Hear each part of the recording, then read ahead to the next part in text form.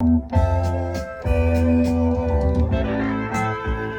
this is Jeremy Morris with awesome albums from the 70s. This is the band Barclay James Harvest. This is their fourth album that they recorded for EMI on the Harvest label, and it was the last album that they did for Harvest. It's a really good album, but it only has 6 songs. And I remember when I first bought this album when it came out, the only thing I wished is that the album was longer. I thought, this is such a good album, but it's only got 6 songs. And then I found out later, I think that the band had issues with the label, could be why they left Harvest.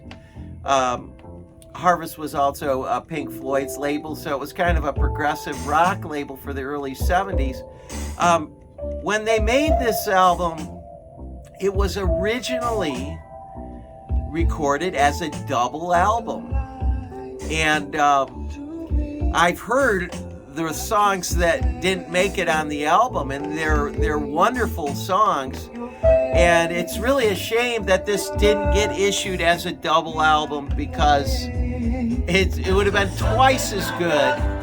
But I think the record label was having financial issues with the band, and so they were limiting the band, and they told them, it's not going to be a double album, we're going to pare this down to a single. I think that was a big mistake the record label made, because those other songs that didn't make the cut were fantastic songs. So why did they leave the label? I think one of the reasons, they were a rock band that was traveling with a full-piece orchestra, and they also used full orchestras on their album.